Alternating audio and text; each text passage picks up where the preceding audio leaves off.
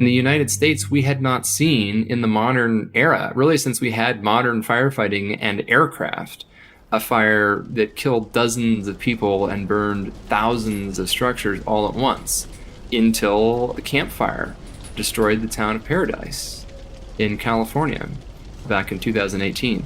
So it was, I think, a shock to the system for a lot of folks to see the kinds of extremely destructive fires in populated settings that we've seen recently, as house after house go up in flames.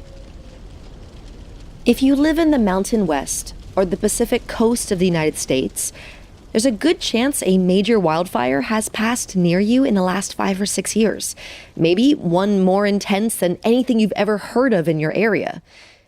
If you live on the East Coast, like me, you might newly have been exposed to the hazes of smoke that now drift occasionally over the continent, as they did from the Canadian fires of 2023 this past summer. But are wildfires actually getting worse? And if so, why? Is climate change entirely to blame? And what should we be preparing for next? I'm Laur Hesse-Fischer with the MIT Environmental Solutions Initiative, and this is Today I Learned Climate. My guest today studies extreme weather events and climate change. I'm Daniel Swain. I'm a climate scientist with UCLA, the Nature Conservancy, and the National Center for Atmospheric Research. So I think a lot about the episodic extreme events, the floods, the droughts, the storms, and things like wildfires, which are changing and affecting society and the environment in a warming world. And we brought Dr. Swain onto the show to help us understand what's going on with wildfires. So there is a wildfire problem, but the problem is often a little bit different than some folks assume it is. The problem is not that we're seeing more fires. The problem is that the fires that we're seeing are more intense and more destructive. Why? Well, let's start by understanding wildfires. Wildfire is an inherently natural process. This is something that existed long before humans and is an important part of most ecosystems in which it occurs. There are a lot of places that are adapted to fires of a particular frequency and intensity. Some plants require fire to regenerate, to reseed, to germinate. We also have records from indigenous peoples around the world who have cultivated fires in different ecosystems for literally thousands of years. Sometimes, if you have an area that's overgrown, fire can be a tool to reset the landscape, add nutrients back to the soil through the ash. So these were very purposeful things to improve the landscape. In California, native peoples like the Yurok and Mono practiced controlled burns to cultivate their forests. This made the forests less dense, more tame. Spanish explorers would compare them to gardens and discover that they could easily travel under their canopies for miles. And all of that abruptly changed about 100 or 150 years ago, where we started doing two things very differently.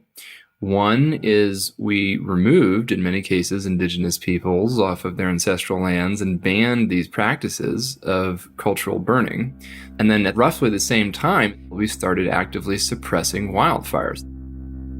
With the invention of fire engines and other modern equipment, and a growing network of roads deep into the wilderness, it became possible to quash many fires almost as soon as they started.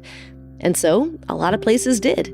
In 1935, the U.S. Forest Service created a 10 a.m. policy, saying that whenever a fire was reported, it should be out by 10 a.m. the next day. And that total fire suppression actually changed the landscape that we were trying to protect. Removing that natural fire and those indigenous fires from forested areas resulted in a huge buildup of fuel on the forest floor. When leaves fall down, branches fall down, and eventually whole trees fall down, all of that becomes dead wood or dead woody debris on the forest floor. Simultaneously, you then have growth of living vegetation that is much denser than it would have been in a natural environment. So you actually get a lot more small to medium-sized trees. There's a heck of a lot more stuff to burn. So the fires that come along are going to be a lot more intense. They're going to burn for longer. They're going to produce more heat and more smoke. And then enter climate change. We asked Dr. Swain to help us unpack how exactly climate change affects wildfires.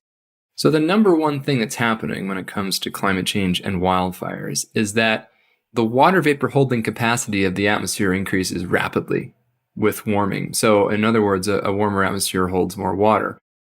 Well, wait. More water in the atmosphere must mean more rain and snow, right? So shouldn't that help prevent wildfires? Well, yes and no. On average, the world is seeing more rain. Even a wildfire-prone place like California is experiencing bigger rainstorms than it used to. But the thing is, all that water has to come from somewhere. So essentially, as the atmosphere warms, it becomes thirstier. And so this progressively larger atmospheric sponge, if you will, extracts more water out of the landscape, out of the soil, out of plants, leading to drier vegetation, and therefore both more liable to burn and also, and this is critical, more likely to burn at a higher intensity. It's not so much that there are more frequent fires. In fact, there aren't more frequent fires. Fire frequency has been flat or declining in many places over time. It's really the characteristics of wildfire that are being greatly amplified by a warming climate. Fire experts quantify these changing characteristics in a few different ways.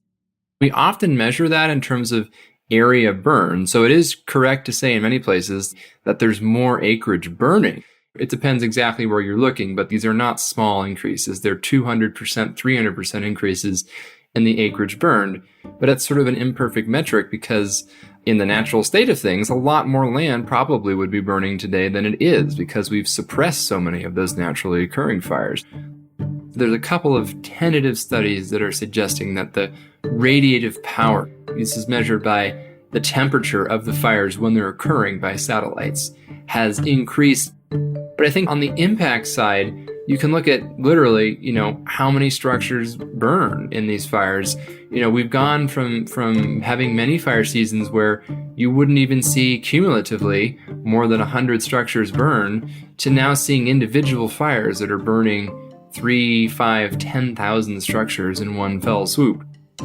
We're even beginning to see types of fire that were once so rare, there's little historical record of them. When we talk about intense fires, it's not just that they're burning hotter, which they are, or moving more quickly, which they are, but it's that they start to interact with the atmosphere and the environment in increasingly exotic and extreme ways. I know this sounds like something out of a science fiction movie, but arguably the strongest tornado in California history was now a swirling vortex of flame, several thousand feet tall and with winds of almost 150 miles an hour, that actually killed people and destroyed houses in its own right. This occurred on the Scharf fire up in 2018 near Redding. So these are the kinds of fires that we're talking about. Look, this is really within the far extremes of what wildfire can do. Not every fire in the future is going to become a tornado, but it did happen just in 2018. But here's the thing. We are not helpless to respond to these extreme events. Hotter temperatures and drier seasons are a reality now. But there's still a lot that we can do to avoid supercharged wildfires in the future. Climate change is a global problem that requires global solutions. And so if you're an at-risk community in the woods somewhere, as a community, there's not a whole lot you can do to alter the long-term trajectory of climate change. That's the global challenge. But there are actually things you can do to alter local fire suppression policies and the local urban development and sprawl. So you can design structures to be more fire resilient. You can manage the landscape, either, a couple acres of land surrounding a structure, or better, hundreds of thousands of acres of land surrounding communities, using a bunch of different tactics specifically to mitigate fire risk. In at-risk areas, you can create large gaps between homes and the surrounding trees and brush. And you can choose foliage that are more fire resilient. Some plants hold more water in their leaves and have fewer flammable oils and resins, which can help slow the spread of wildfire. Buildings themselves can also use more fire-resilient materials, like concrete and masonry, or be renovated with brick facing or stucco so they don't catch as easily. And because things like decks and crawl spaces catch dead vegetation, it's a good idea to eliminate those in high-risk areas too, or to clear them out frequently. These kinds of measures can help buildings survive fires.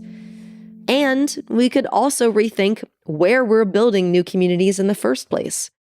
More people live in risk zones than ever before, so there are now suburbs and exurbs in places that are extremely high risk for wildfire, and this expanding bullseye effect, as other folks have termed it, it's just, if you throw wildfires randomly out there on the landscape, it's easier and easier to hit a populated target. In much of the U.S., as the population has grown, we've tended to build out, expanding farther into forests and grasslands where wildfire risk is highest. We could instead also build in, adding more housing in the urban and suburban areas that are already well removed from the wildlands and the wildfires. Or here's a totally different strategy. We may do best of all by actually living with more fire. We really should be seeing and embracing more fire on the landscape to prevent the catastrophic fires. Yeah, we can try to make today's fires look more like the fires that native peoples around the world cultivated for thousands of years, a regular, renewing feature of the landscape. There really isn't a no fire option. I think the consensus among fire and climate communities these days is that there is no way to not see more fire in the landscape in a warming climate. The real question is, do we want to see more of the catastrophic fires that we've recently been seeing, or are we willing to embrace seeing more fire on the landscape in the form of prescribed burning, cultural burning, these fires that are, yes, they're still going to produce some smoke, but they're going to produce less smoke and at more opportune times? That's the kind of choice that we potentially have. And I think that that's actually an optimistic thing, because those are two very different options, and we do have some control over which option we choose. That's our episode. To learn more about wildfires and how we can respond to them, check out our show notes or our educator guide, which includes a classroom activity about fire resilience. That's all at tilclimate.org. TIL Climate is produced by the MIT Environmental Solutions Initiative at the Massachusetts Institute of Technology. David Lishansky is our editor and producer. Aaron Krol is our associate producer, scriptwriter, and did our artwork. Michelle Harris is our fact checker. Sylvia Scharf is our climate education specialist. Ilana Hirschfeld is our production assistant. The music is by Blue Dot Sessions, and I'm your host and producer, Laur Hesse Fisher. A big thanks to Dr. Daniel Swain for joining us, and thank you for listening.